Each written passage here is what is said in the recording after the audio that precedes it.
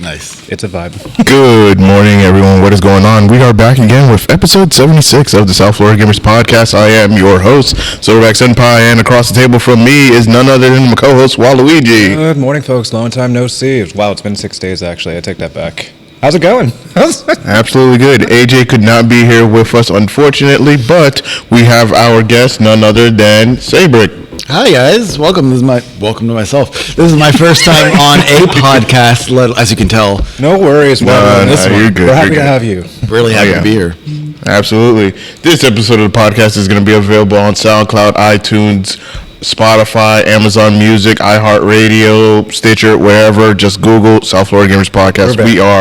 We're everywhere. So that's great. And of course, video playback will be available on YouTube and Facebook later on throughout the week. So we're going to get right into it. Our guest, Seibrik. Now, here on the podcast, we always want to know everyone's gaming origin story, like what got you into gaming.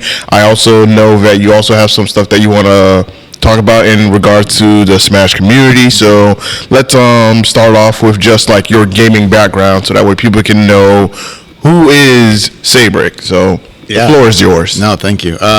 So I've been playing video games since I was like 1.5. Nice. Which, for reference, I'm going to be 34 in July. Oh, wow. That's awesome. So it's been a while. It's been a good time. I was basically, I have two older brothers, 4 and 5 years each apart.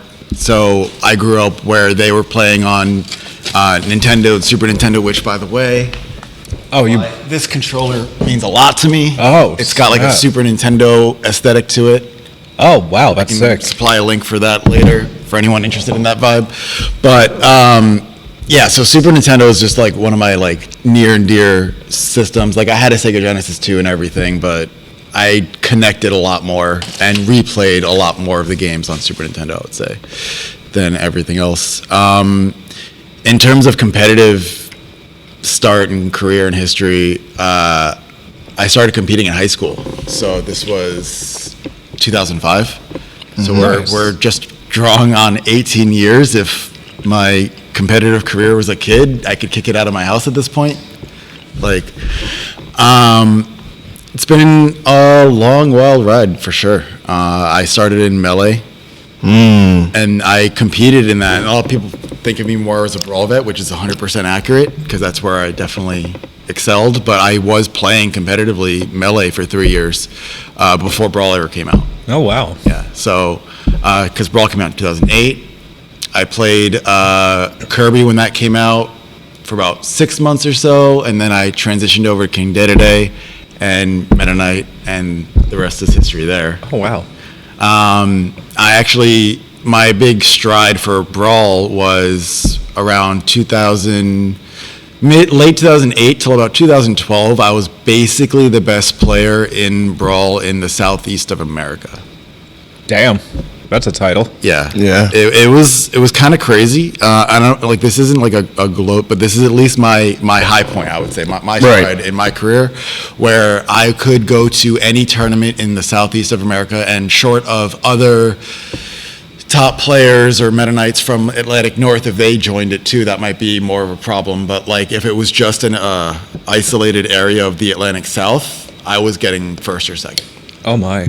So Meta Knight helped a lot with that consistency, that's for sure. And coming into a game like Ultimate really like kind of shines that a lot, given how balanced this game is compared to Brawl. And I definitely appreciated it while I had it, but I don't think I really knew how good I had having everything a character could possibly have. Right. While other characters didn't have anything close to that.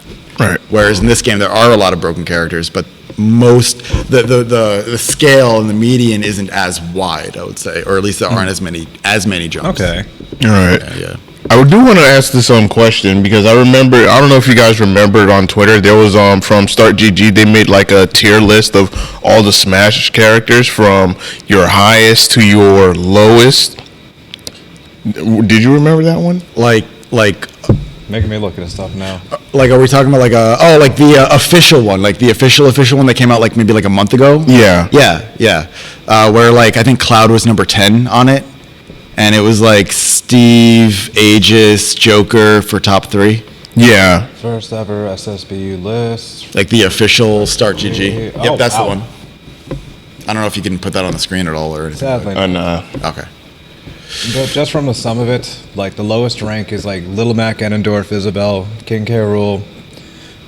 Then you have I mean, there is certainly a big disparity between the top of S to the bottom of D, but there's 80-something characters, and I would say, like, in Brawl, you could probably say that everything below A was obsolete.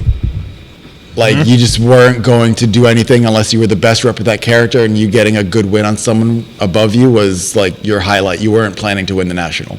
wow, that is impressive. So, yeah, no, we've come a long way. Patches help a lot. Definitely. Yeah, so just a lot of, and then there's also like, these are stats, and stats are important, and that's Right. great. But I actually just finished watching Mudace's video. He put out an hour long of like why you're bad at Smash, basically. Right. But it actually Hour turned long? because it turned into a tier list. Oh. And it wasn't a tier list in the sense of like ordering characters based on like just simply like character strengths. Because this whole argument started from just like, oh, Palu compared to Incineroar. As a character, Palu just has everything more than Incineroar can ask for. Yeah. But in tournament, and that's where like this different conversation happens, where on paper, you're, like that's where this tier list of like Palu can be like top 10 in anyone's list. Yeah. But then she's not winning like majors. Like she's not like there's a lack of consistency, and like there's got to be something to kind of explain for that a little bit. Yes. And then you have characters like Incineroar that they're not consistently getting top 3, but they can crack and get really high highs sometimes. Huh. And his whole like summary just right there is like there's a tier list, but then there's like a how realistic is it to win with a certain character in a tournament setting. And those are sometimes different answers. And I don't think that's like limited to Smash. But there's definitely a lot of differences, and it's going to be helping me consider who I'm picking up as secondaries coming up soon. Oh, okay. So with your history with Smash and whatnot, and going through all of the previous titles, obviously, of course, you started with Smash 64, or Melee was your first. Melee was my first. Okay, Melee was my first that I played in any serious sense. I played 64 because I'm old enough to when it came out. Right. I was playing 64 with like my friends that were just casual gamers. Yeah. And I had one friend that was more serious that I started playing with when Melee was out. You may know him, Nick Riddle. Yeah. So, fun fact for anyone that may not know or anything about the South Florida scene, but Nick Riddle and I have known each other since the literal first grade. Like we sat next to each other in first grade on the first day of class, and I don't know how different my life would be if that didn't happen. Because like me, him, and Esam basically got into Smash together in 2005. Like we just got hooked on it playing each other, and then That's pretty cool. and then I went on YouTube when that first came out because I'm old enough to say that, I guess. And I was like searching. I was like, oh man, like I want to beat my friend. Like Yeah. he's really good. Let me search up like characters, people that play my character or whatever. And I found like combo videos doing things that I never thought were even possible in the game, like wave shining and wave dashing. And like that's how I like found the depth of the game, I guess. Oh, yeah. And then in the descriptions of one of those videos was smashboards.com, like, hey, if you like this, come check out Smashboards, and there are tournaments for this game, and like that's and then there was one like 45 minutes away from me called Saks Smash at a Comic Store. Smash at a comic store. That's The infamous like genre of tournament where you're just like 100 people stacked in a small venue. un-AC location.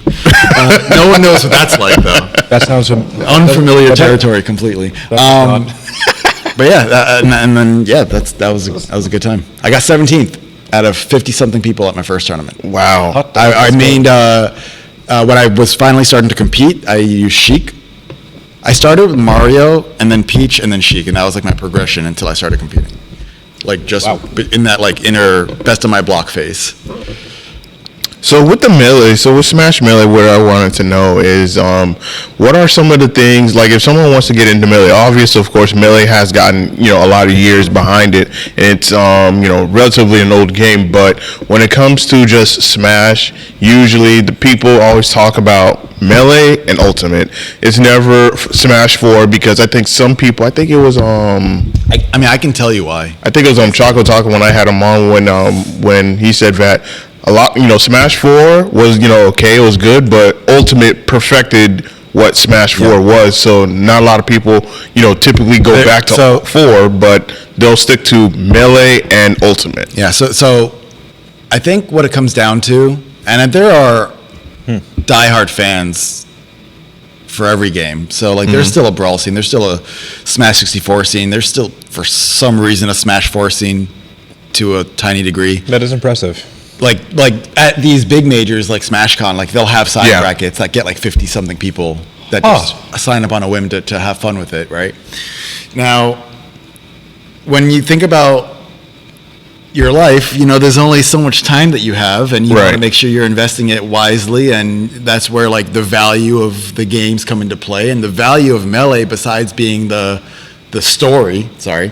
You're fine. Besides being like the whole storyline of being a part of this like giant heritage of a gaming scene, is like, oh well, do you like really fast action? Like, are you like really like set on like not just hitting a bunch of buttons, but like literally seeing things happen in like super, like playing Melee compared to Ultimate. Ultimate's pretty fast, especially compared to Brawl and Smash 4. Yeah. But like still, Melee is like playing special Ultimate with like the bunny hood, like it's just the bunny hat, like it's everything is faster. So it's just like that's what that offers, and it's like a super smooth game. Once you master some of the clunky mechanics, then it becomes super smooth and buttery. And then Ultimate is just buttery out of the gate, basically. And to Choco's point, like the reason why Smash is not here is because Ultimate does it better. Ultimate does Smash 4 better. The reason why Brawl is not here is because tripping. Tripping? That's it. That to me, tripping killed Brawl. Where tripping is the chance where when you walk or dash, I think it's when you... I have to go back. I think walking either doesn't have a chance of tripping or has a lower chance of tripping. I'm not 100% sure. But if you dashed 100%, there's a chance to trip, where you get stuck in like an idle animation. You have a very slight, it's weird. I don't know why You're this gonna is make put me into the Google game this right now. I don't know why this is put into the game other than to like mess with the competitive integrity of the game without there being a setting to turn it off. At least put a setting to turn it off, something. But you get like a small instance of like invulnerability, like you would like if you fell on the ground and you were teching. Yeah. But you get put into a situation where now you have to tech. And you have to you fall, and then you have to roll one way or another or get up. Seibrik, there's a 1% chance of it happening. Yeah. Wait, what? Oh, yeah. Yeah, I don't know what the odds are, but I buy that. Yeah, whatever it is. There's a 1.5% chance that they will trip. Yep. And so what happened... That is weird. This is a game where, everyone doesn't kill you off of nothing, so it's not usually the biggest deal, but it's the same reason we take off items. Right? Yeah. We don't want you to go for your game-winning blow when a bomb falls in front of you and now you're dying. You wouldn't. Like we want to minimize that randomness. Yeah. So why on earth would I want to go fly across the country to then trip in front of an ice climbers and get infinited? Like most characters won't be able to kill me, but like that has literally happened at a national before. That is pain. Just thinking about that. Yeah. That 1% it happens to you publicly in a major. No, it's because it's 1%, but that's not a 1% chance of it happening in a course of a set. That's a 1% chance of happening on every dash. So you tripped. Like it happened. Like you in a set, someone was tripping in that set, and so like. That was one of the reasons Meta Knight was so good, is because a lot of his game was in the air, so that is true. Can't trip as much. Yeah. Oh yeah, Noble just said we're talking about smash tripping, 1.5% chance, but you dash constantly. It's more common than you'd think. Yeah, absolutely. Damn, that 1% increases over time. That's terrifying. Just thinking about it. Yeah. Then moves also cause tripping, some of them. What?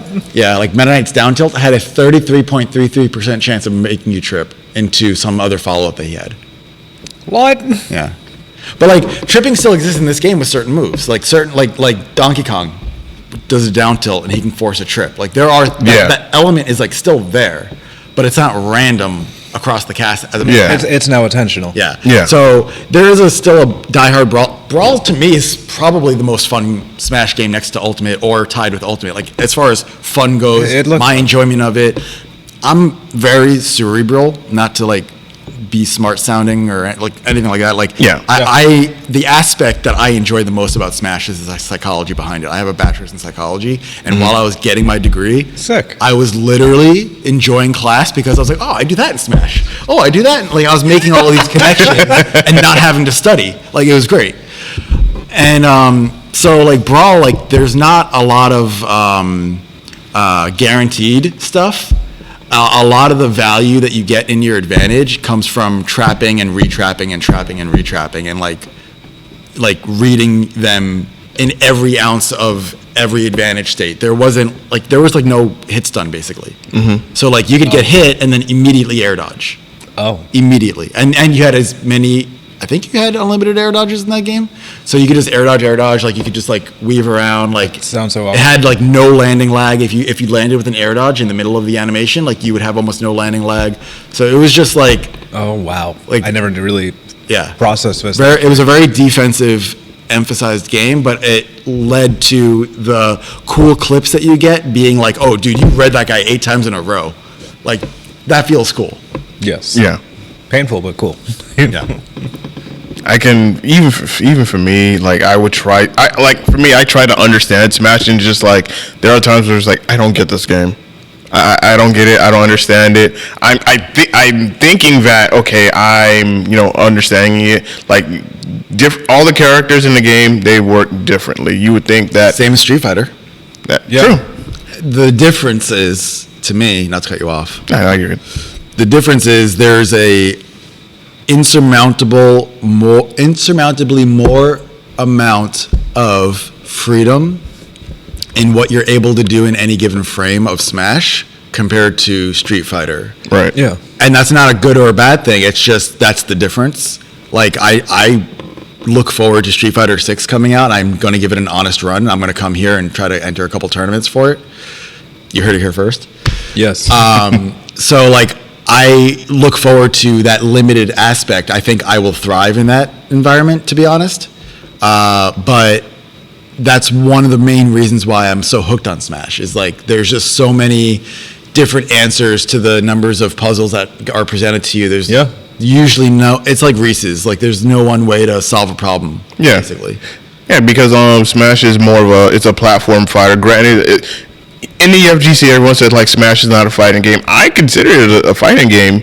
Well, but I could also consider it more so a platform fighting game because the fact that's the literal definition. Yeah, I would say. Yeah, because you had more aerial based. Yeah, it's very more aerial based. You also have the neutral aspect, which you could just play completely neutral or. Dude, Chunky Kong does not leave the ground.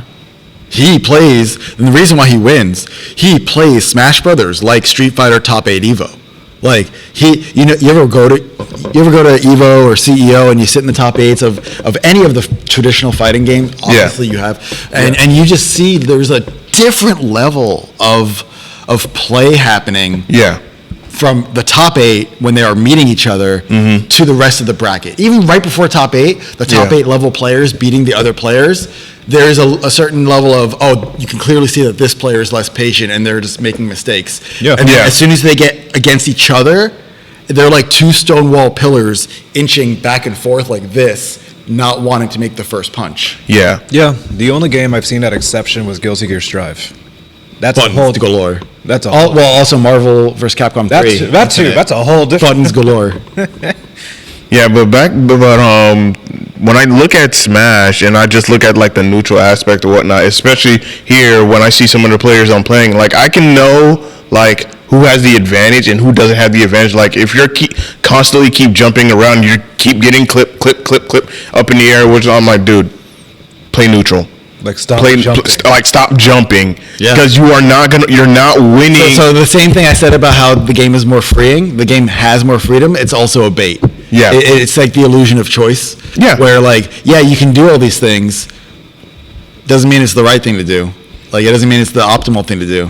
Yeah, and I think one player in particular, shout out to Nitty. Nitty uses Bayo, and Godlike. yeah, anytime that I see a player play up against Nitty and they're up in the air and whatnot, I'm like, stop jumping. Nitty keeps catching you. Stop jumping. Play neutral. You'll get Nitty. If you just play neutral, just stay to the ground. Well, okay, you won't get him by just playing neutral, but you'll at least have the chance. Yeah. Right? Like, An you- opportunity. yeah, at least then you're playing the game. Yeah, because it's like, I see so often, I'm just like, stop jumping. Because people are too concerned about playing their game, Yeah. and not concerned enough about the opponent's game. Yeah. I'm just like, stop doing this. Stop doing this. You nope. I watch these- Granted, I don't play Smash and I don't know more of the game, but it's just like fighting game like knowledge. It's just like the basics. Yeah, like 101. if you're not good at countering people while they're in the air or whatnot, then stay to the ground. Stay to the ground. Try to have them meet you on your expectations. So one of the problems that a lot of people suffer from is they get hit and they internalize that as the thing that I tried to do, I didn't do good enough. Yeah. I misinputted, not I made a shitty decision. Sorry, I made a bad decision. No, you can curse. Okay, like they point to the button aspect or the how it played out rather than, well, maybe I shouldn't have been in this area to begin with. Yeah. Like maybe there needs to be a reapproach to even where I'm looking for my hits. And a big issue is just people are too focused on their reward system and what they need to land. I mean, I'm not perfect, so it's not Yeah. like I'm like, I fish all the time because that's just Yeah. part of what my character does. Yeah. But every character, to a degree, is fishing for whatever their character does. So a lot of, I have this idea where I want to go around to like different like dojos, like martial arts dojos, and interview the black belts. And like I have like a running series of this, but one of the questions I would want to ask them is like, what would, if you're teaching someone, what is harder to you, teaching someone how to punch or teaching someone how to not punch? Like knowing how to hold your punch and then really wait out a situation and not be trying to always make the move is going to like really open a world of possibilities up to you, because when you're in your bracket, like, yeah, your punish game is important, but like your ability to just see what's in front of you and not be dumb is like very important. Like the ability to just, like you were saying, like stay grounded in the face of like the things that your opponent can do to beat you up in the air. Yeah. Like Bayonetta aside, like that's still just generally good, because then if you're committed to staying grounded and your opponent is just in their mind trying to do their thing, they're probably not staying grounded. And now Yeah. you're just going to see things that are more easy to hit. And so when you're talking about trying to get through the course of a bracket consistently over 4 or 5 brackets, you always want to get past those. You want to stop being 1-2, 2-2, 3-2 player. Like you have to stop playing your character's game to do that. That cannot be your layer 1. All right, that's my TED Talk. Thank you. I'm sure we're gonna have more. Oh yeah, definitely. I like that though. Would you agree that when it comes to like playing defense, it's also very crucial and important that you play defense in a way of you're not like defending the hits, but more so you're evading a lot better. You're knowing when to hit instead of always trying to keep it going for a hit. There's 2 things to that. So there's playing defensive in the sense that you are constantly receding space and letting them play into you, and then you're playing more of like a whiff punish game, Right. and that's really strong. But then that loses to them just kind of walking forward a little bit, right? If they read into you just pulling back and they just walk forward and not throw out something like, now you're just losing stage, right? Like you're cornering yourself Yeah. slowly. So there's like a little bit of like hot cold that you have to keep people on their toes there for. And then there's a way of doing that in advantage where a big part of being able to consistently, regardless of character or matchups, extend advantage is you put them in, you hit them, and then let's say you hit them horizontally and they get sent to the side. So many people then try to jump out there and continue their thing with whatever. Yeah. Whether it's for a kill or just their next hit. But then if I jump in for my next hit, but then they also jumped in at the same time, well, now it just reversed, right? Like that, now I'm off stage. Yeah. So a much more consistent strategy is actually to strictly focus on I just hit them. They're in hit stun for 1.2 sec, whatever. If once they run out of their hit stun and they can make a choice, whatever their forward option burst toward me out of that spot is, I want to cover that first. And if I cover that first and they do it, I get my hit. And if they don't do that, that means they're still there. But then I can just still keep waiting and holding the ground until they do that burst. And so you're going to be able to get a lot more small hits and repeated hits over time by hitting them in that way, but then that next hit, do this again. Like don't just change the strategy and now dive in. You can I actually keep people on the ledge sometimes for 80% of the time. From stray, like, catching them here, or catching them here, or catching them here, like just them trying to get out of that spot. Yeah. And when it comes to like your play style, what I've also noticed is that, you usually always stay at the ledge because I would say for you that would be like your most advantage option because you have options on whether or not are they gonna roll in when they're on the ledge, are they gonna jump over? They're limited. Yeah. So just like you're covering your options and you're trying to bait and see which one you're going to get, and it's kind of like a rock paper scissors moment, like which one you're going to do. The RPS. Okay, I'm gonna push back a little bit on that. Okay, go for it. Because RPS is like, we're meeting and confronting at this pivotal point on the stage, at this point in like space and time are meeting together, and one of us is going to be right, one of us is going to be wrong. Yeah. To me, that's RPS. What I'm saying is I'm trying to remove the RPS. Oh, so you're just giving yourself option selecting. Right. Like you have one or three things so you do. Basically, this is the stage. I don't know if you can see it, whatever. This is the stage. Yes. And then you've hit them from center stage to the corner. Yes. And then now that they're in this corner, they can either fall and grab ledge, which is generally going to be the safest option. But because it's the safest doesn't mean that's what they're going to do. You don't want to just dive in and start covering that situation. You're going to hold your ground here and say, well, they could fall and grab the ledge, but they could also double jump forward with something. So I'm going to hold my ground here, and they did double jump forward. Let me forward air them or up B them or whatever my thing is that I want to hit them with for free now that I'm reacting to them diving into just knocking them down is the opportune moment. Now, it's not rock, paper, scissors because the other options that aren't that don't make them hit me. The other options are they didn't do that burst, which means they're still in the corner. Yeah. So I'm just going to sumo wrestle, hold my ground space right in that spot, and repeat the process until they somehow hard mix me up. Like they have to work harder because I'm committing to trapping their escapes.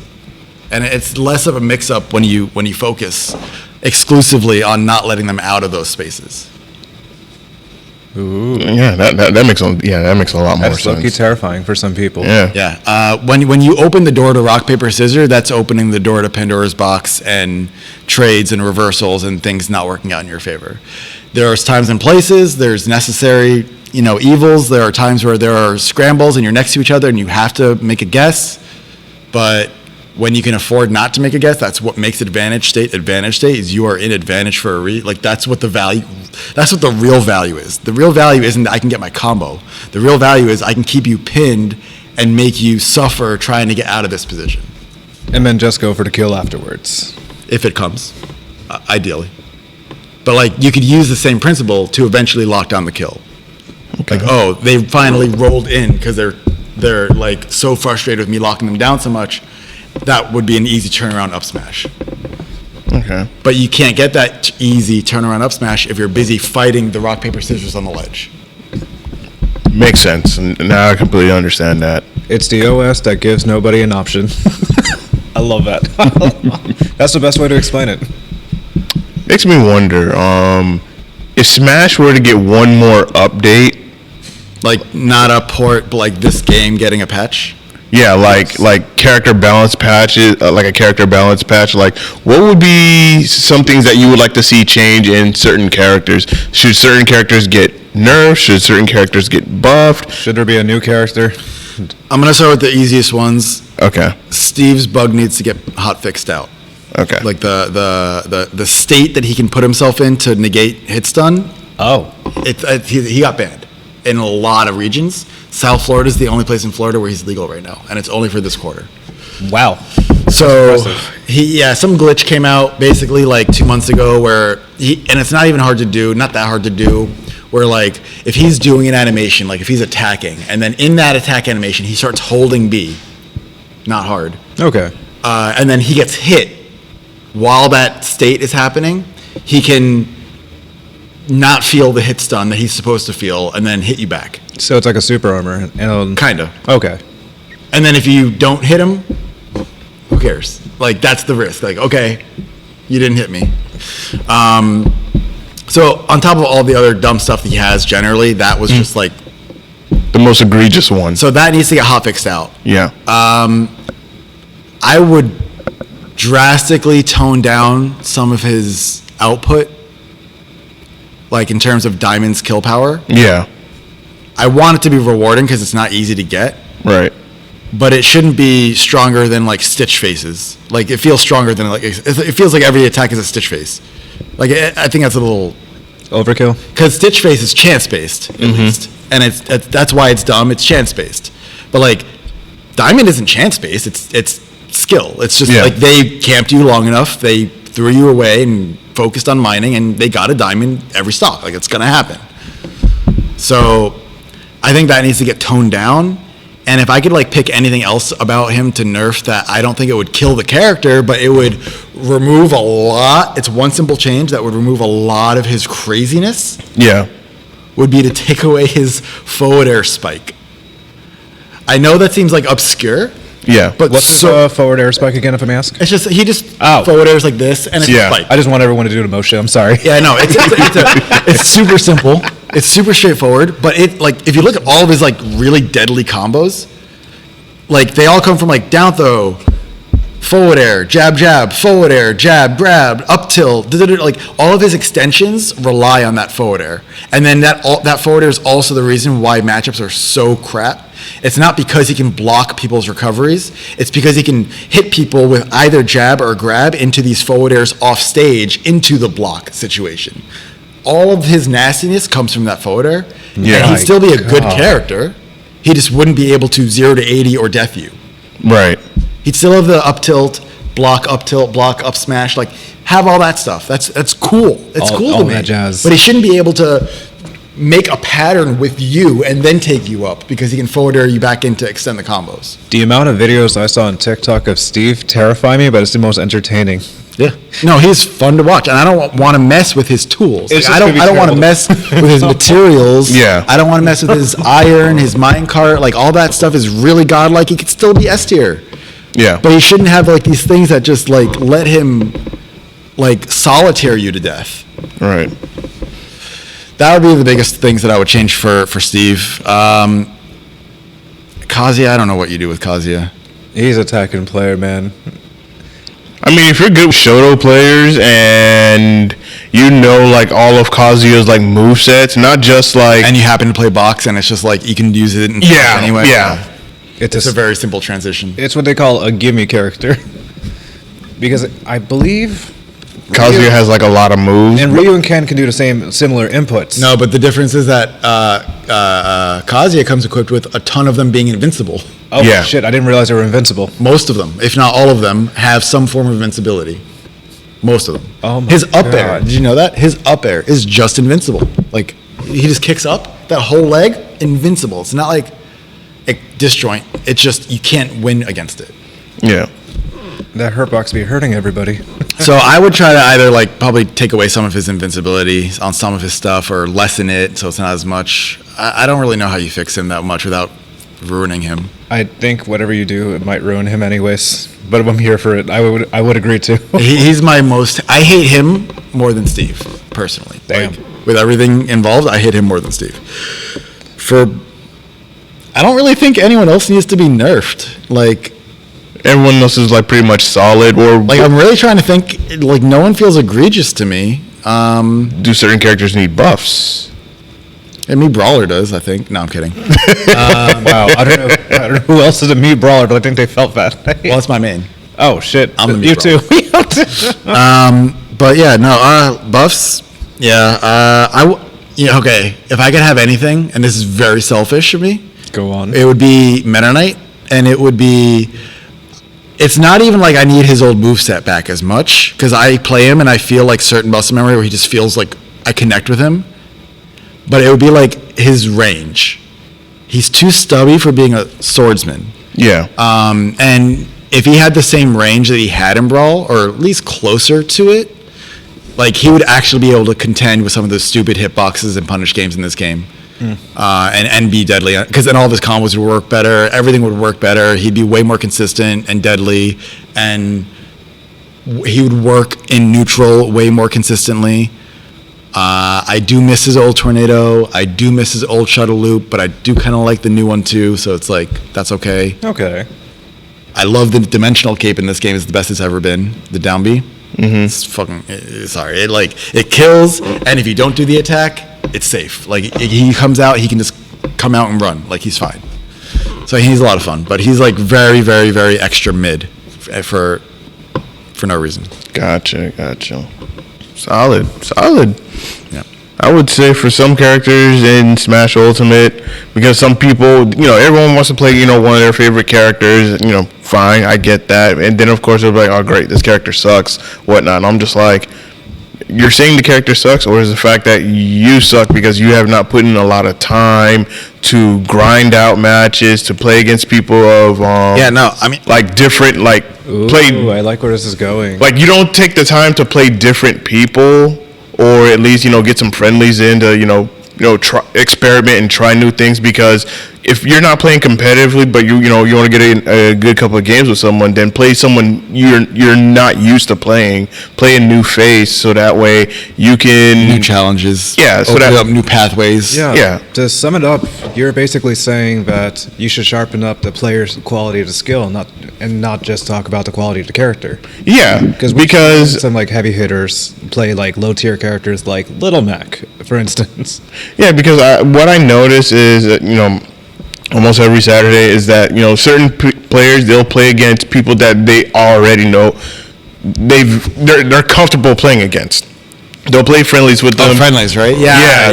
They'll play friendlies with the same people. The worst is when people go to majors and they do that. I yell at them. Yeah. I don't mind you playing with your buddies in your hotel room because you're just vibing, but Yeah. when you're on the floor and then you pull your God. person you flew with or carpooled with to play friendlies when there's 90 or 900 other people there know so many. to play, Yeah, like take that opportunity to play against like new faces, whatnot, so that way you. I was at CEO last year, and it wasn't someone specifically great at the game, but it was a new face. Yeah. And we sat down and we played for like 4 hours. Like we just grinded out that matchup, and like I learned so much about Game & Watch. Yeah. Like it was very helpful.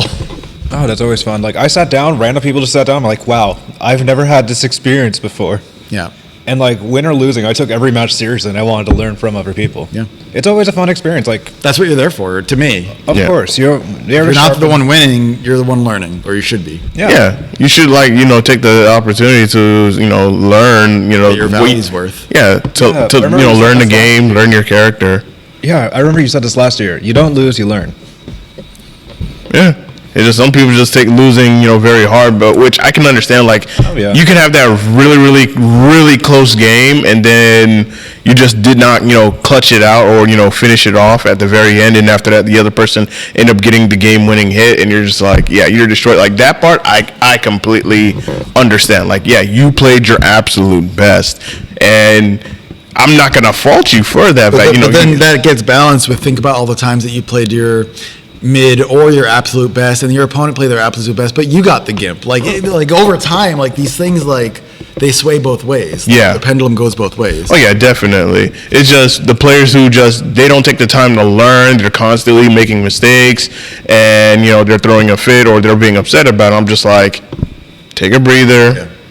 Go outside, take a deep breath. Just register what happened and just move forward. This is going to be a shameless plug, but I do believe there's a lot of value in not just coaching, but if you think about it, like the game and how to get better at the game aside, there's a lot of value, I think, in like competitive therapy, like competitive gaming mentality. Competitive therapy. Wow, I like that. Competitive gaming therapy. You know what I mean? Well, it could be for sports too. Sports psychology, like that's a whole industry. Yeah. And I'm sure esports psychology is probably a budding whole industry, ripping off a lot of the same concepts. Like there's so many parallels between the two. Probably.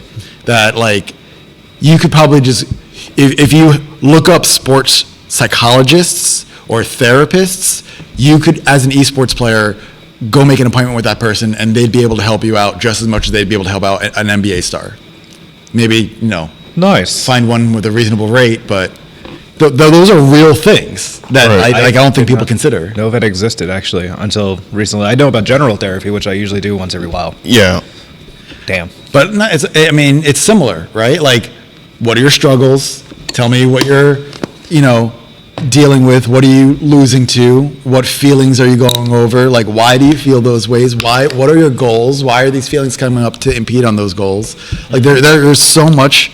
Like, I never wanted, like, I told you I got my bachelor's in psychology, but I had no intention of, like, doing therapy. Like, I didn't even have any intention of really, like, doing studies. Although I might, if I can do Smash studies or, like, esports studies, that'd be cool. But, like, that could be a new hustle for this. For anything substantial in psychology, though, you really have to get your master's, and I hated school, so I had no interest. Don't blame you. I just wanted to learn psychology because I found it super healthy and helpful, and nice. Yeah.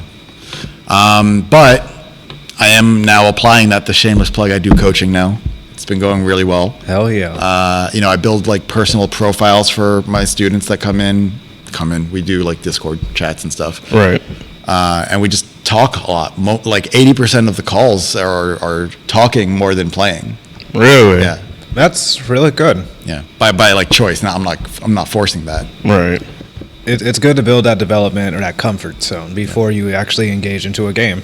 Yeah. Because you don't want to blindlessly go into a game and wonder. I don't want people to feel like I don't want people to feel like they're paying me to play friendlies. Like, that's not what this is. I want there to be real value. That they're going to be like I'm making them a profile basically in Word and sharing it with them, so they're getting all the notes, like all the things, like that's super cool. Like they can write back comments or questions, and we can go over it on our next call, like whatever the case is. Yeah, you're helping iron sharpens iron. Right. I completely understand that, and I like that. We make diamonds out here, though. Touche. You just got to dig them up. That is interesting. Because when I thought about like Metafy and whatnot, or like just coaching, you're just like, for me, this is just because I've never used Metafy at all or whatnot. So to me, I'm looking at it as, all right, you're just a much better player is coaching a player who is not that good at the game to start getting good at the game. Why? Let me ask you something. Okay. Why is the assumption that they're only coaching players that are bad at the game? No, this was just like my general perception, of just like Metafy or whatnot, because again, I've never used it. I mean, to be fair, that's probably the target audience and the marketing around it for sure. Yeah, that's what But I think there's a crazy amount of value in good players getting coaching from other good players. Right. Like you actually see like a lot of exponential growth from you just untapping certain things. Like there are just certain blockers that this player might have that even though they might be better than you technically, there are things that you can provide them that let them soar more consistently than before. Yeah, I'm an example of like just being trained by somebody who taught me how to play a game when I've never even touched a hitbox. Mm-hmm. This man Herbs taught me like from the beginning on how to play my character, how to do this, suggestions and all this, like a therapy. And like me and him go neck to neck now. At this point, it used to be blindless like 20-0. Yeah. And that's what I'm glad for. Like I have people to talk to. I have like a role model. Yes. Oh, I have a whole thing on this. Go on. Go on. Share with us. This is your episode. All right, dude. All right. So, and this is going to be a perfect segue into what we're going to talk about. Oh, yeah, definitely. Actually. So, And I talk about this in some of my lessons. I want to make a YouTube video about this at some point, so maybe if I just explain it well enough now on the riff, I'll be able to cut it up. But basically, this is nothing like established. Like I didn't look this up or anything, and you know, if there were things that we could do studies on, this could potentially be one that I could maybe prove out. But I basically have like a theory to what talent is. Yeah. Like what makes someone good at something. I don't believe in innate talent or skill or like, oh, that baby came out dribbling the basketball and now they're going to be in the NBA. Like, I don't think it works quite like that directly. So what could it be? And it's like, I've kind of narrowed it down. This is all just personal theory and everything, but like, it's like there are three main buckets of this. And it's like, there's interest, there's opportunity, and there is role models, okay, or reinforcement. Very important. So I can kind of explain what kind of a person you end up being without any one of these things. And I just haven't, like, through conversations with people, I haven't found like a fourth bucket yet. Like everything we always, when they bring up examples of things, it falls into one of these three buckets like all the time. So basically, like interest is like, dude, you need to like the thing that you want to be good at. Right? Yeah. Like that's like a base level thing. What happens if you don't have enough interest in the thing? And I have people that I can cite examples of this happening with, is you will do well in that thing until your first few blockers present themselves. And because you lack interest in the thing, you are going to be way more likely to just say F it and drop the thing because the effort isn't worth the value because you're not invested enough in the outcome or in the activity. So an example of this in Smash was in Brawl, a player that you actually might know because he transitioned to like Guilty Gear and like other things. I think I know who you're talking about. Do you know someone named Ice Kid? Nice kid, no. No. Okay. So he might be going by a different, I think his name is Steven, like his first name is Steven. I don't know if he continued using the Ice Kid tag, but that was his tag when he played Brawl, and then he transitioned to other fighting games. When Brawl came out, him and another player, Afro Thunder, very good friend of mine at the time, was dominating, basically. The first 6 months of the game, I told you I was playing Kirby at first. Yes. They were dominating first, like every tournament, first, second. At the same time, Ice Kid was constantly shit-talking the game, constantly hating on the game. Oh, dear God. Constantly comparing it to fighting games or Melee, or like, it's not, just ragging on it. Like, he clearly didn't like the game. He played Olimar. Not that matters, but like, he played Olimar. He was just abusing the things about Olimar. He didn't love the Olimar character or anything. He just thought it was lame. He wanted money. That was it. And then a few more people rose up the ranks and started kicking him off the pedestal, where he would now have to start working to regain that title. And within 3 tournaments, 3 monthlies, he quit. He disappeared. Dang. 3 times of not getting top 3, he stopped playing Smash. Wow. So that's Exhibit A. So like, if you just don't like the thing, you're just gonna drop it the minute you're challenged, basically. Oh, Ice Kid's a DNF dual player. Shout out to Ice Kid. No hard feelings. It's just facts. Oh, no. This is from one of my buddies. Cool. Very interesting. Yeah. So then, second one is opportunity. This is probably the most controversial one, because this is where I like to bucket the things that are like genetic advantages. Yes. So let's use basketball again as the example, where definitely your height impacts your general skill cap or ease of entry into the game. Yes. Compared to, someone that's 6'5" versus someone that's 5 foot.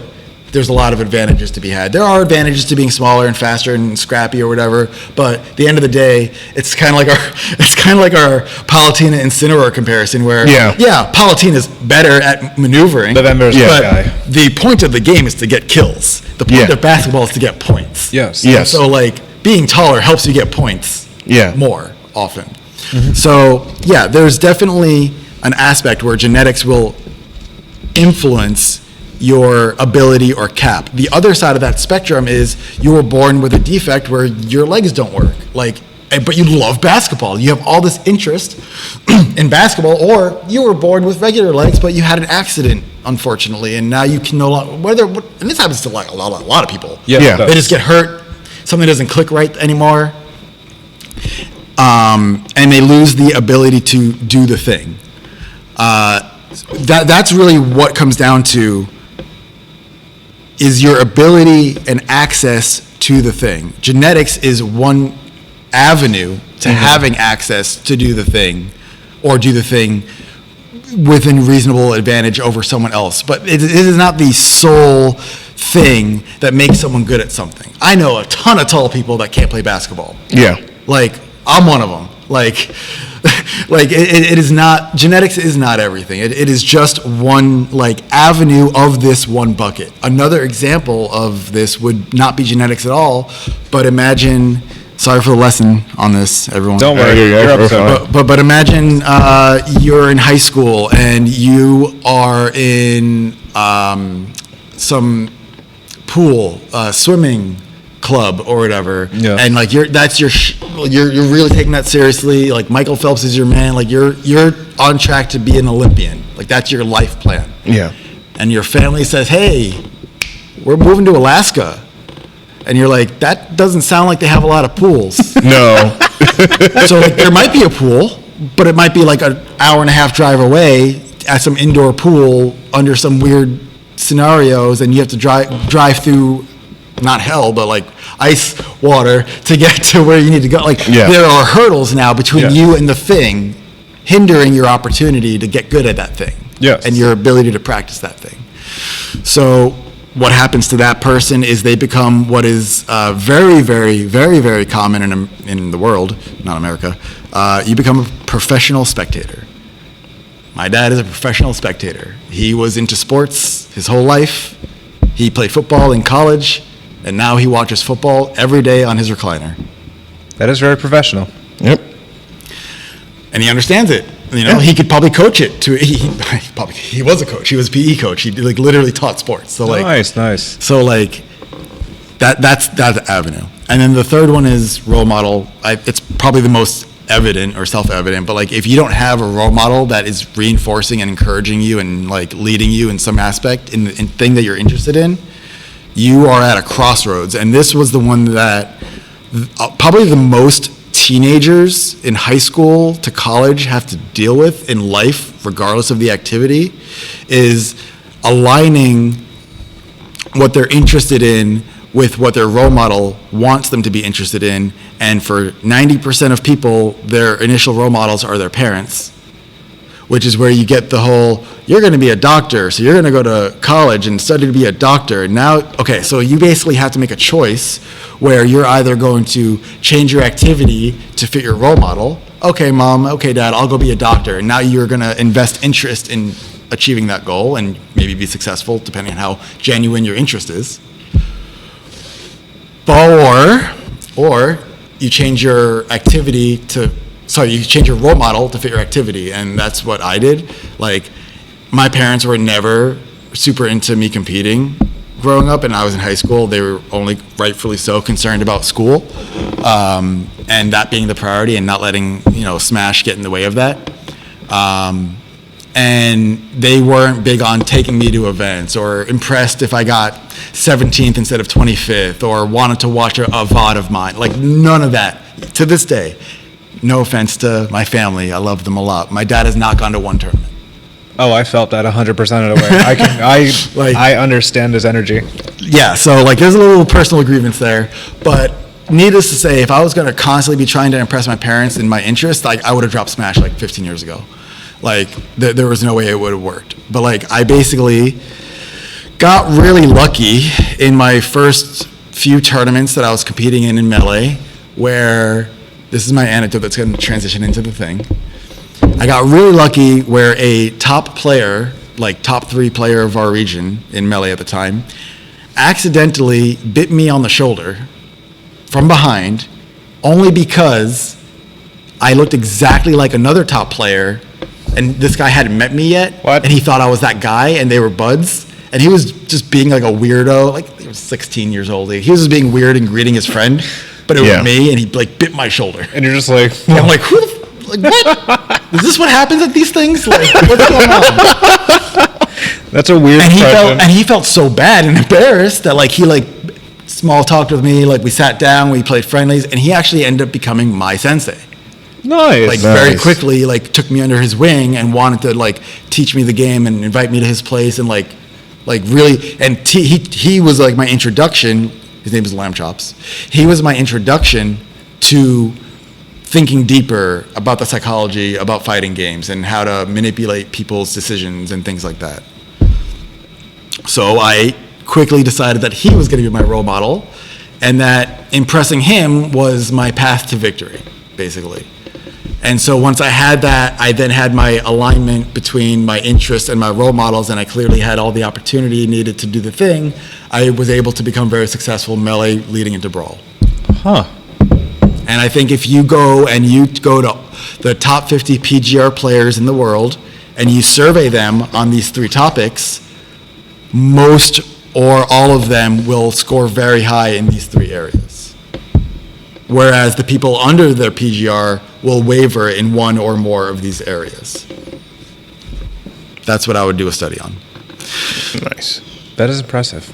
Yes, it is. That's my theory of talent. Talent. I dig that. Yeah. And you also said you had something that you also wanted to announce to everyone. Yeah, so I got really lucky. And not everyone does. Right? Like, there are people that go 2-2 and 2-3 for 5 years, 4 years, 3 years, and they just maybe they'll have a good upswing and you'll get 3-2 or 4-2 or whatever, but nothing like that's really like stabilizing them in like the higher tier players. And so like one big reason for that is like this like lack of connection between the best players and the rest of the player base. Yeah. And the only way to really break through that is to happen to be good friends with those best players. Yeah. While living close enough with them that they can organize sessions with you, etc. Which to me sounds very luck-based. Your region matters, who you appear at tournaments matter, your social ineptitude matters, which is like very common. Yes. In the gaming community is like, Yeah. we are here, a large part of us, because we are unable to connect in other ways with like other normal things or whatever. And like we connect with this one common love of a game. Yes. So I want to help change that. I used to do this thing for Brawl, and I did it once or twice for Smash 4, and it was received pretty well, called Tier Breakers. If you want to put up the first graphic here. So bear in mind, the date actually is wrong. I have to make an update to that before I post this out on the socials, but it's actually going to be the 22nd, which is very soon. It's going to be in 2 weeks is our kickoff day. And let me kind of break down kind of what Tier Breakers is. Remember I said like one of the big issues is that there's a lack of incentivization right now for better players to kind of extend the hand to the general populace and get them better. And Tier Breakers pretty much is trying to change that. Tier Breakers is not by any means trying to replace tournaments. No. At all. Like it literally will coexist and help tournaments and players flourish. So the way it's going to work, basically, we have a couple of graphics here, and bear with me as I talk at a very high level. I'll have like probably a better video explaining this and some bullets, and there's going to be other documents and things coming your way over the next week or so. But what I want you to imagine is that this is going to be a seasonal thing. Just like our standard local power ranking system that we have right now, you go to tournaments and you compete, and based on who you beat, who you lose to, you get points, and that counts towards your power ranking placement for the region. That's pretty common in most regions. What I kind of want to do here is make it a more team-oriented pathway throughout a season. And we're going to be doing that by having a season where on the first day of the season, we are going to draft crews. So everyone that enters tier breakers will be able to be in this initial day on the 22nd to draft crews. The way the drafting is going to work is we are going to do round robin pools that are already kind of seeded. Okay. And then the people that end up being first seeds are going to be the captains. Those captains are going to take turns drafting the rest of the players by seed. So they're going to take turns all drafting second seeders, and then take turns all drafting third seeders. And there's going to be about 4 to 5 players per team, so 4 to 5 seeds on average, depending on how many players we get registered. It just has to, work out pretty evenly. Now, once the teams are all formed, I'm going to be picking out very specific weeklies, probably once a week, for the next 2 months or so, over the course of the next PR season.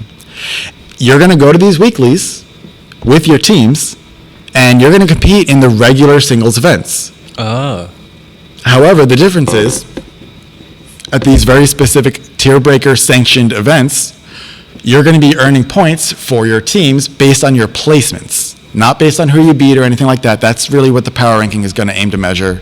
This is going to be more of a measurement of who's improving the most over the season.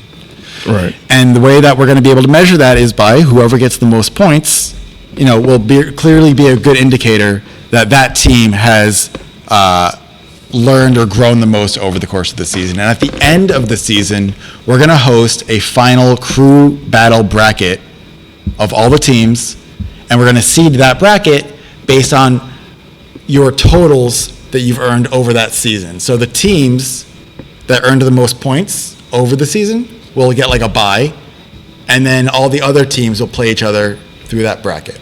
Oh, wow. A couple of things about this that make it really, really special is that on the end of the first day when we used to do this, there was like a really awesome feeling that I would always get when we would announce the teams after the drafting was done. Because we used to go to like a Taco Bell. We did this at Flippers. And we would go to Taco Bell across the street after we figured out who the captains were. I would take the captains and kick everyone else and restrict everyone else from coming to have like a closed door Knights of the Round Table discussion of like the drafting itself. And that's something that we can do again. And this time we can record it like this, and that's content. That's great. Yeah. It's not something I want to be private necessarily, but I don't necessarily want the other players involved in the conversation. Yeah. Gotcha. Just like sit down, watch, and go. Leave us alone. When we announce the teams and then you just see them all congregate around each other and they start exchanging contact information, like what this is really getting you is a team of people that care about your improvement because they want their team to get more points than the other teams. Yeah. So let's say we get, and I already have a couple of people like semi-confirmed, but let's just say, for example, we had Riku in Tier Breakers. Mm-hmm. He's probably going to be a first seed captain. Yeah. Right? Yeah. So that means by you, a fifth seeder or fourth seeder or someone that goes 0-2 or 1-2, you have a chance of Riku being your captain this season. Yeah. And now you have a chance where Riku might be invested in following you around at these weeklies and watching your sets, giving you advice between your sets, reaching out to you between tournaments to see how you're doing or if you want to play or set up. Like, they're incentivized to be making sure that you're at least progressing in some capacity faster than the other team's lower level players. Right. That's pretty neat. My ultimate goal that I don't think I'll be able to do this first season unless we get a ridiculous amount of registrants or like partners. But in this first season, we're going to be doing cash prize as an initial promise of everyone that enters the pot. The first place team is going to get 60 or 70%. Second place team gets 30 or 40%. And that's going to be this season just as a test run. Mm-hmm. But I want to get to a point where I can guarantee plane tickets for the entire winning team to a major of their choice. I don't think it's that crazy if we think about it being an average of like $250 a plane ticket stipend that I put towards their plane ticket to any given major in America. And what that basically would mean is that every season we're guaranteeing a fifth seed player going to a major. And I can't think of a better way to improve than getting flown out to a major. Yeah. Yeah. Because I think that's where a lot of people, when they go out to majors, like you have to think about it. Like a lot of people that play fighting games that go out to their locals, that's a huge conglomerate. But the percentage of people that actually travel out and go to majors, that's a very, very small percentile. So that small percentile, I want to widen that. Yeah. Yeah. You want to expand it. Right. And the beautiful part, I guess, to me really is that this is not Smash exclusive, and this is not South Florida exclusive. Literally, I was at the Florida Summit a couple months ago, and I got chatting with Tachyon. Shoutouts. He's a North Florida player. He's like top 2, top 3 player over there. And they approached me, and they were like, "Hey, by the way, I just want you to know, like, we ran a tier breakers last year." Like they used those words to me because they'd seen what I had done before, and I was like taken aback by that. I was like, wow, like how'd it go? Like people liked it. He was excited about it. He wants to do another one, and I said, well, would you be interested in running one concurrently with South Florida at some point? And the answer was very yes, like obviously.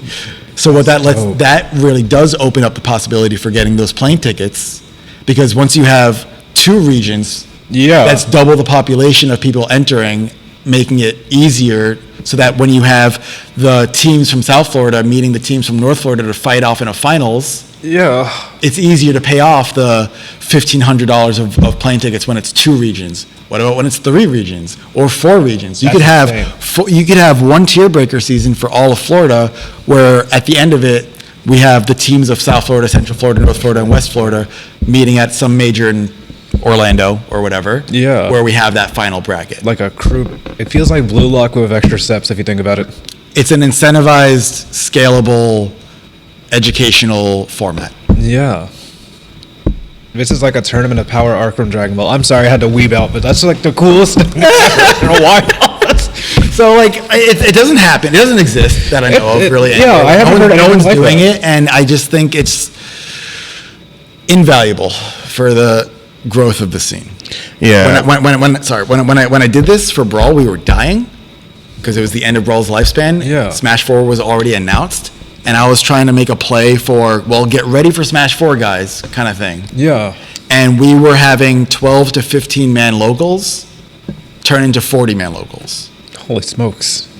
That's impressive. Over like 3 seasons, after like 2 or 3 seasons, because it's blatantly more attractive to not just lower level players, and this is the other important part. It's way more attractive to parents.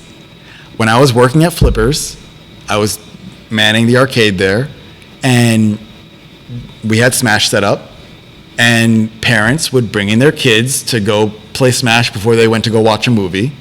And depending on how they were playing, I can kind of tell if they were casual or not. Yeah. Or less than casual, And so I would get talking with the parents, and I'd be like, oh, by the way, I'm hosting this event. Your kid might be interested. Oh, no, we're good. Like, they don't want to deal with just throwing their money into a pot for someone else. They're too smart for that. Right? Yeah. But when I explained what Tier Breakers was, well, now they're entering their kid into a program. Yes. Now it's like a karate dojo. Yeah. Now it's like they get a team of people looking out for them, helping them grow, and they just want their kids to have friends at the end of the day. Yeah. Yeah. And this helps facilitate that. All right, mic drop on that.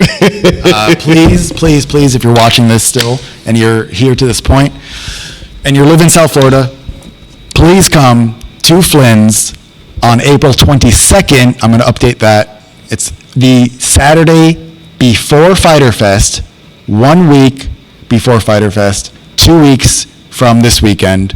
And if I'm not mistaken, if it's okay with you, I was going to have Fighter Fest be the first sanctioned event. You don't have to necessarily put it in the title or anything necessarily, because I don't want to mess with your branding for your main event. But I will be awarding points to the tier breaker players that enter Fighter Fest toward their team. This is going to be a fun impression to see. So that'll be like the first like real opportunity for them to see how they've improved over 2 weeks with their team. Oh, definitely. I'm looking forward to tier breakers, honestly, because if as you said, when you try, this isn't limited to Smash and it's not limited to South Florida, so it's like there's an opportunity to grow the scene even more. It's not even limited to offline. Oh, Wait, what? Think about it. Why not pick certain online events that are happening already and sanction those, and then open up an online registration for tier breakers online, and now your scope of players goes from 40 people to the whole country. And now, instead of me getting Riku as my captain, I love Riku, but at this point he might be a second seed on the team, and I might get Spargo as my captain, or Riddles, or MKLeo. Like, obviously, they would have to want to register. But the scale of it is, like, very different. It's very fast. And so, like, I don't think it would be the only I don't think it's the optimal format, but I do see value potentially in having offline season, online season, offline season, online season. And something like that can help, A, expand the brand, but B, every season, whether it's offline or online, you're getting new teams every time you're entering this thing, and new captains and new perspectives.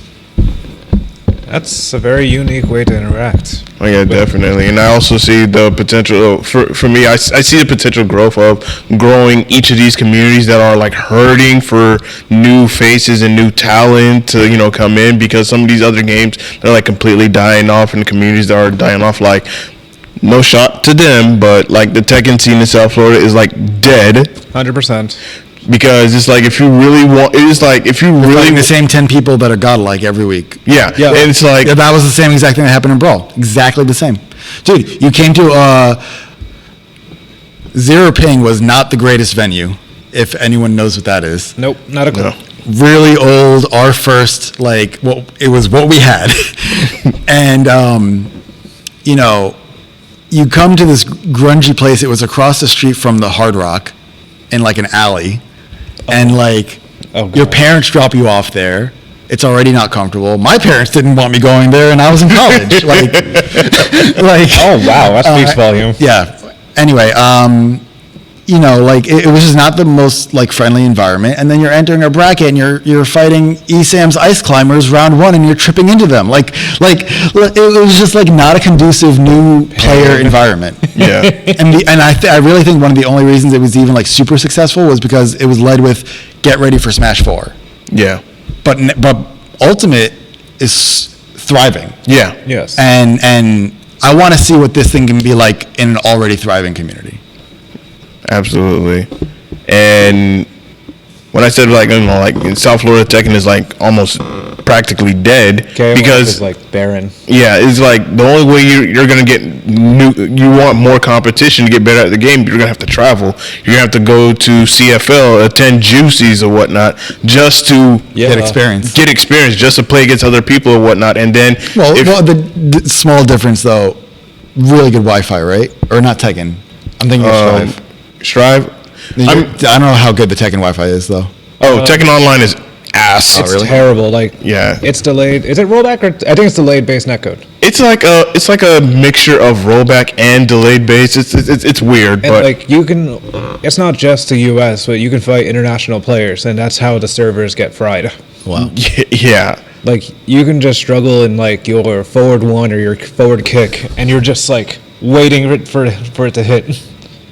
Yeah, so the online for Tekken is it's not good, but I know with Tekken they're gonna make a hell of a lot of improvements.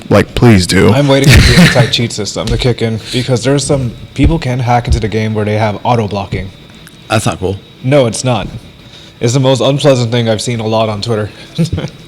But it's just for me, being a TO, and then of course coming into the scene, that's what I have noticed is just and that's one of my questions that I always ask myself, how can I bring in new blood into the scene? What if I told you I had the answer? All right, so wait. Hold on. I want to finish my point. I want to finish my point, so that way people can understand. So that way people can understand my perspective, and that's in the fact that for me, what I use is the conventions that we host tournaments at.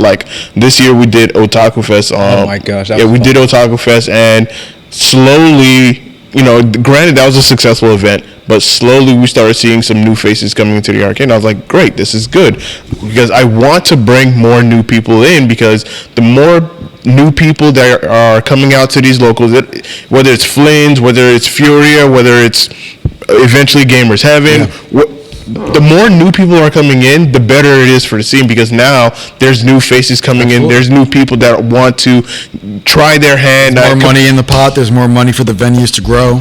And of course, there's also that potential opportunity to, get new competition rather than you're facing the same faces each and every week. Because I would love for every local that we have in South Florida to have like 40-man, 50-man brackets. Right. Yes. I would love that. I do hope that at least the events that are tier breaker sanctioned will provide that. Assuming we're able to get 20 to 40 people to actually enter tier breakers, it's almost going to guarantee that those 20, 40 people, most of them will end up at every tier breaker sanctioned event. So it will help and boost those in that aspect.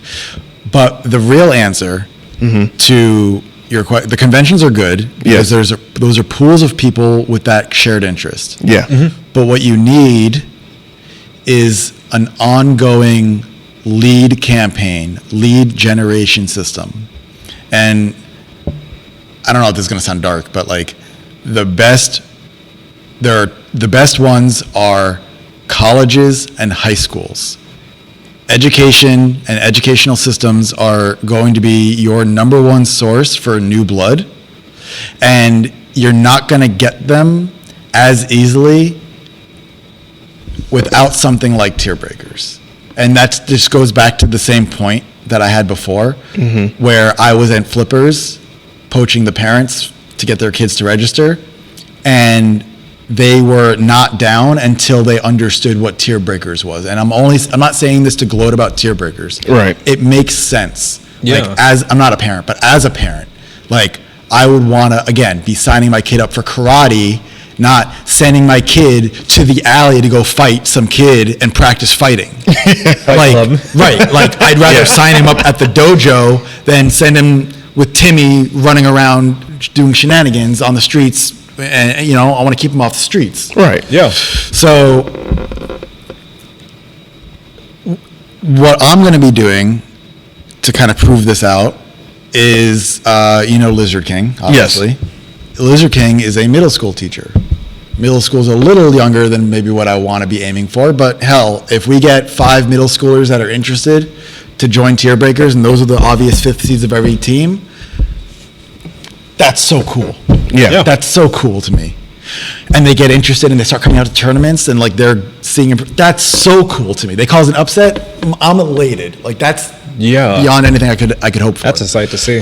So you go to middle schools, just obviously he works there, so that's just my connection. So like they have esports clubs now, and they have job fairs and different things like that you can go the same way that literal karate dojos will go and set up a booth at a school to give flyers to the parents, sign up your kid for karate, sign up your kid for swimming, sign up for all these things.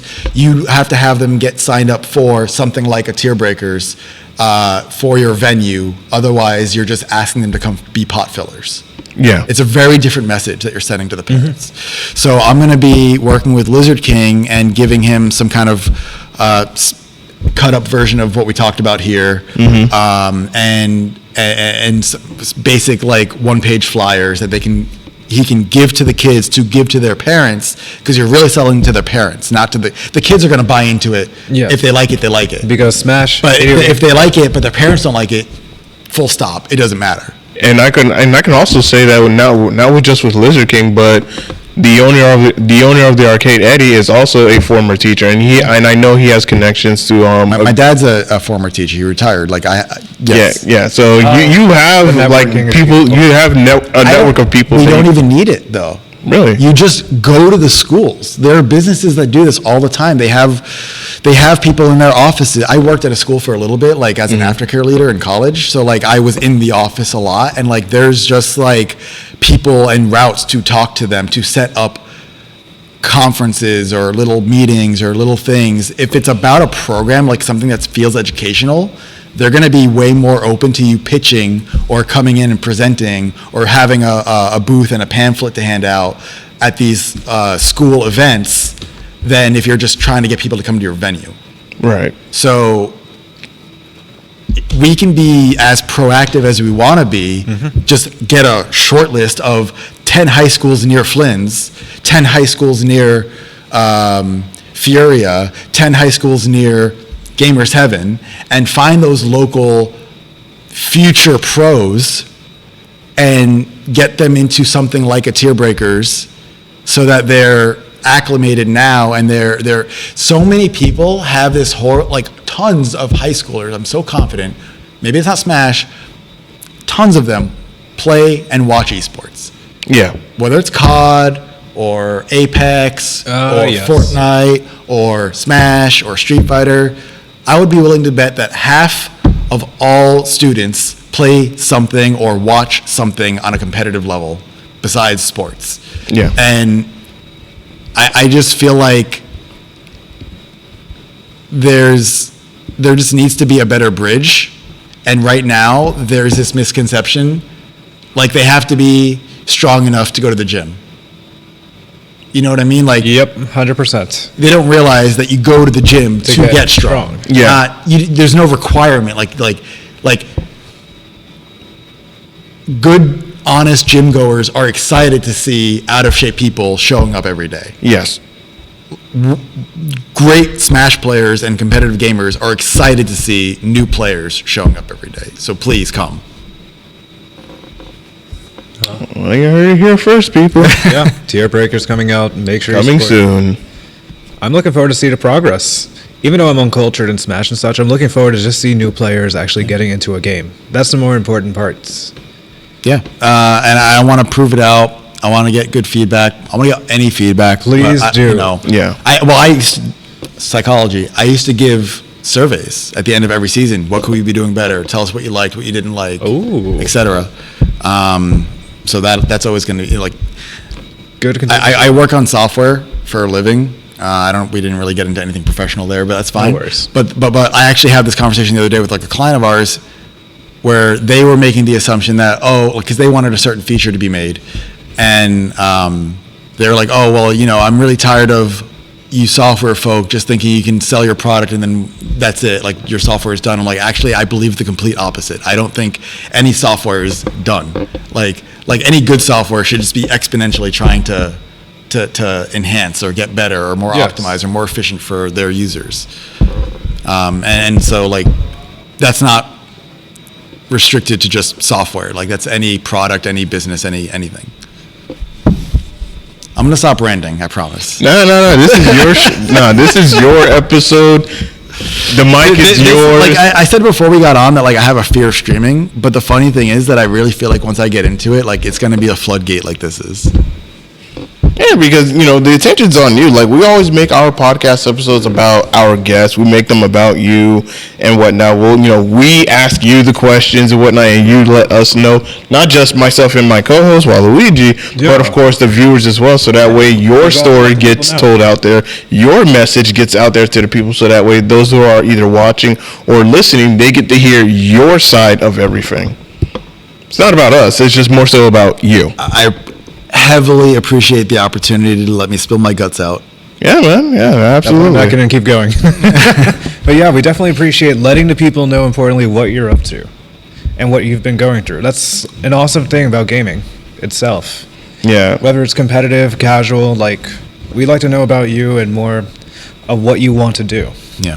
I would say above like all else, if I could do nothing with my life ability other than make Tier Breakers a normalized part of esports, that would be my dream come true. Because beautiful. This is gonna sound really cheesy, so cheese alert coming soon, coming now. Go on. This is gonna sound really cheesy, but Go for it. It is true. Can't be cheesier in my jokes, but go on. It's gonna be cheesier than my brawler. When I was in 5th grade, we were, you had to do daily journal entries and stuff, different topics and prompts and whatnot.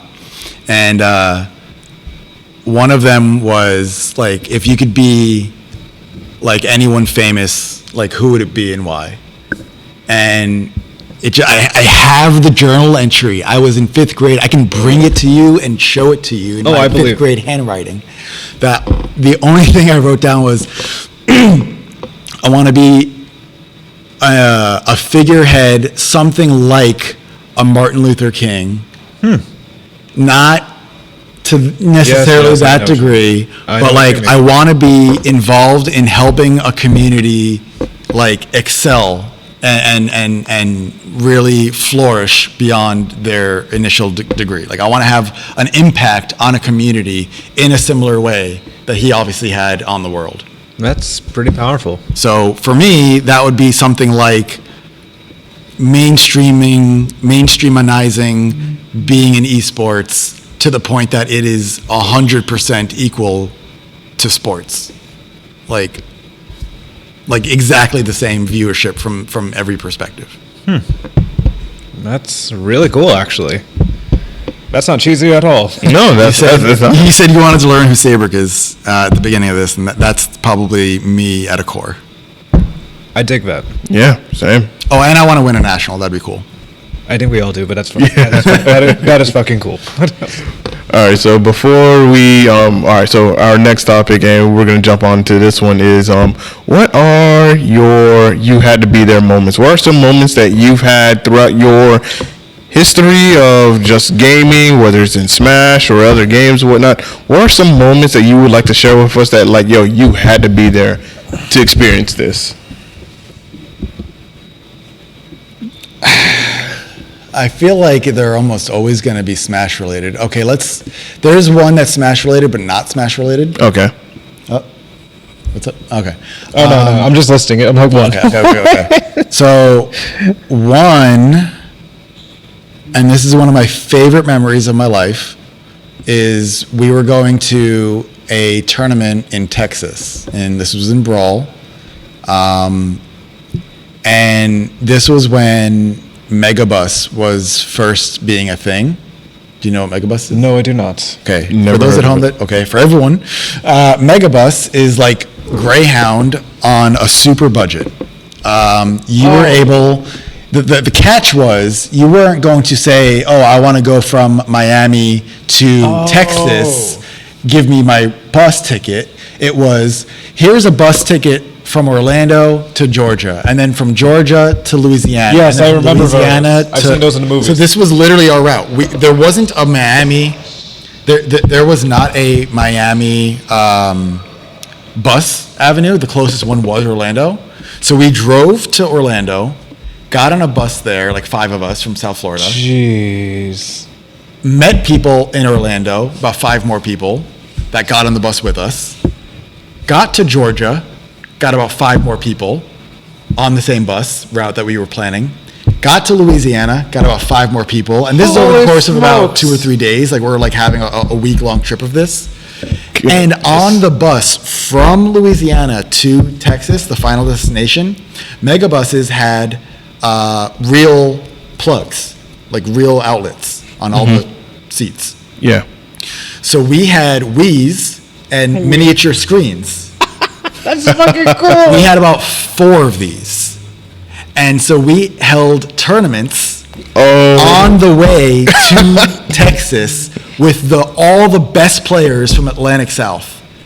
It was like 16 ridiculously leveled players, and we did like 3 brackets on the way. Every now and then having to bus get had up, to be reshuffle lit. on the That bus had to be seats. lit. The non-players that were just bus travelers were like watching and keeping up with everything. Because like you're just vibing to Yeah. the game before the even tournament. The Yeah, that pre-tournament- was we did so good at that tournament, and I think that was like a huge reason why we had so much practice. Okay, that's freaking cool. It was a lot of fun.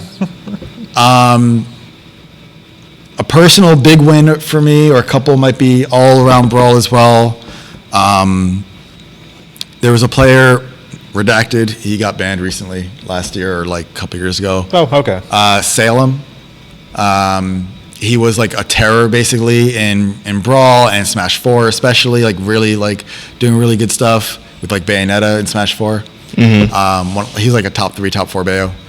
But in Brawl, he was like the world's best Zero Suit Samus, basically.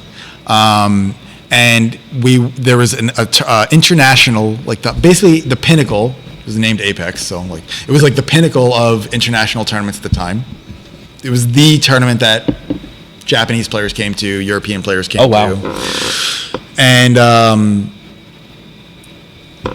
he won that international tournament. Like there were like 4 of those tournaments, but it was the only one that he won. And the trend was usually a top Meta Knight player won, or maybe an Ice Climbers won, like a Japanese Ice Climbers.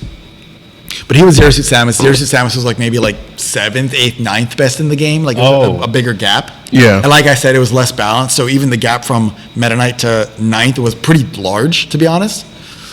And he ran through all the world's best Meta Knights. Damn. Except Hot me. damn. Except me. I think I was like the 5th or something. Like I was like 5 to 8, somewhere like that. Best Meta Knights in the world. But I believed I was the best Meta Knight in that matchup because Nick Riddle was Zero Suit Samus, and the 2 matchups that I have in my core is Pikachu and Zero Suit Samus because of ESAM and Nick Riddle. They were my like upbringing basically in competitive Smash for Brawl at least. So like. I was like really overly confident after he won that international, and I went on Facebook where all the most, shit talking happened. Oh yeah. Yep. At the time, before 100%. Twitter was more popular, and I was like, I basically called him out. I was kind of rude. I called him out. I was like, man, Salem. I tagged him and everything. I was like, Salem's really lucky he didn't run into me in that bracket. Granted, I'm bad, and that's why he didn't run into me. But if he did, he would not have won Apex. Oh, shit. And so there was a lot of discourse around that, and we ended up having a $100 money match or $50 money match, totaling $100 at an upcoming major on stream. It was like an exhibition match that they had for us. That's cool. It was a best of 7, so first to 5, right? Yeah. Yeah. Right? So, and there were $400 of side bets happening, all from 2 or 3 South Florida players banking on me, betting against like 10 or 15 other people from around the country. Basically. Mostly Atlantic North, because that's where he was from. So there was a lot on the line. There's a lot of pressure. Yeah. And I went down. I was down 3-1. I won a game and then lost another game. So it was 4-2. And I ended up winning the set. Like, spoiler alert. But like, if you go back to it, it was just a lot of, and then it just got worse and worse and worse and worse for him. Oh my god. It was good. It was a good time. I have the VOD, I can link it whenever, but like, it's one of my favorite sets to watch every now and then. That was pretty cool. Yeah. All right, and our next topic. What are your pet peeves? Something that like you dislike in the gaming world and such. Anything that bothers you, whether it's Smash controller, related, people. game related? Probably John's. Probably excuses. Especially if you're playing with someone and you're practicing. And I guess it's my ego that cares about this, but like when they can't give credit for the good that you're doing, and they rag on things as being like dumb options, or that shouldn't work, or this shouldn't work, that was a bad play, even though like I'm the one winning or something. Yeah. Like they could be nitpicking something that I don't know why. Maybe it makes them feel better. I don't know, but that's probably something that gets under my skin a little bit. Is like, just give credit, like where it's due. Like it doesn't matter, like really, if you think it was deserved or should or should not. Not should or should not be should not be in your vocabulary when you're talking about fighting games. Like there is no should or should not. 100%. There is only what is. There is only what happened and what is in the game. Yeah. So anything else is noise, basically. Yeah. I agree. So that's probably one of my biggest ones, especially it's probably one of the only topics that I'll get loud on Twitter about is when I see like post-tournament blues or excuses and like I see so many tweets about like, oh, I'm losing to people I shouldn't have lost to. I'm like, dude, check your ego. Everyone's grinding. Yeah. The world does not revolve around you, and you do not deserve to win just because you're you. Personally, I'd rather just stay quiet and keep going. Yeah. Do I ever come to you before a bracket and heavily complain about my seed or who I have to play? Nope, never. I don't even think I check the bracket half the time. I don't care. Like, I'm entering a tournament because I'm trying to win the tournament. And regardless who I go against, I'm going to play them anyways. Yeah, like, it does not matter. The matchups don't matter. The players don't matter. I need to prove that I can win the tournament regardless of any of that. It's all noise. Yeah. And all that noise gets in the way of your improvement. And I think that's another part that bugs me, is because it's a self-feeding circle of shit. Yeah. Where, like, they John, and so because they aren't giving credit to the things that are valuable that cause them to lose, and they are stunting their growth. And then they John more. And I think it makes up like 27%, 30% of all players that I see, like, at least openly. Even in other communities, I've seen this happen. There's probably more that don't openly do it, but internalize it, and it's still the same problem. Yeah. It's maybe less abrasive to the community, but you're still stunting your growth. You're still not giving credit where it's due. Right. Oh, that's 100% agreed. I congratulate. I was playing Javi yesterday. I play Javi like 4 times a week, by the way. So, like, nothing he did to me was surprising. Yeah. That last kill he got on me, that was like disgusting, where he did side B, nair, forward smash, and it just all worked. I was like, yo, that was really good. Like, he hits that to me daily, but he got it when it mattered the most. Like, that was awesome. And, like, I feel good when people can put the only puzzle piece that would have beaten me right there, and they execute on it, and they do it. Like, that's a good thing. Yeah. I agree. Well said. Well said. Well, any closing remarks? Honestly, Seibrik, it has been a great honor and privilege to have you on on this episode, because I know you were like, get me on this podcast, because I know you wanted some stuff that you wanted to say, and Gotta get the floodgates open, man. Yes, Get out of your chest. Because I remember, I think last year you talked about you was introducing me to tier breakers and whatnot, and I think you were just giving me just like a very small piece of the pie of it, instead of just like giving me this whole huge thing for me to consume. I'm just like, what?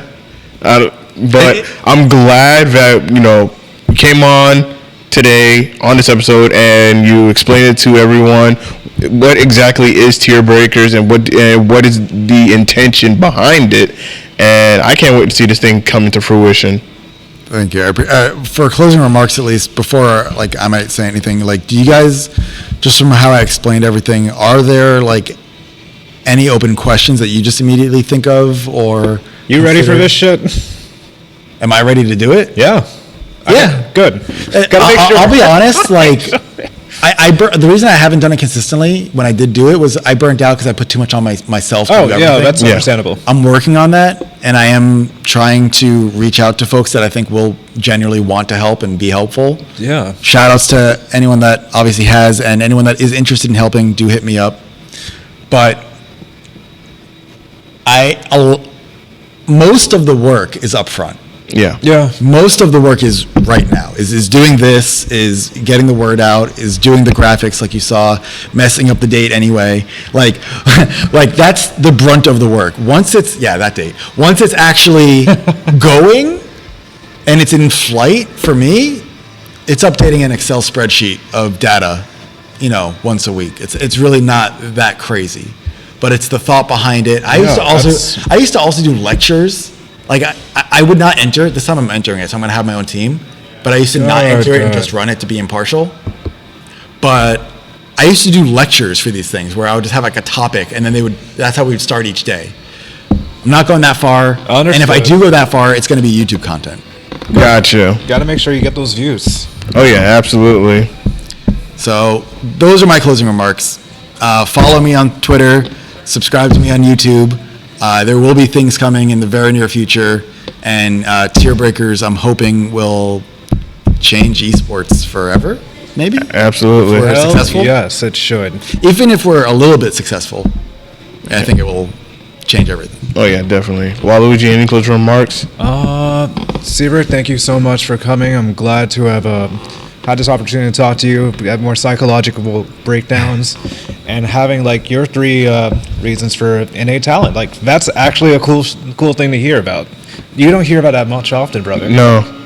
Just thinking about it still just baffles me. Having the role model, having the ability or the opportunity, and even just like having just a skill, like that's incredible. I'm looking forward to seeing what you do with Tier Breakers, and you definitely have my support. Thank you. Appreciate it very much. And I appreciate, obviously, again, being able to come on. Thank you. All right, y'all. With that being said, this has been episode 76 of the South Florida Gamers Podcast. Thank you guys so much for watching and tuning in. We will catch y'all on the next one. So with that being said, y'all have a good day and stay classy. Peace.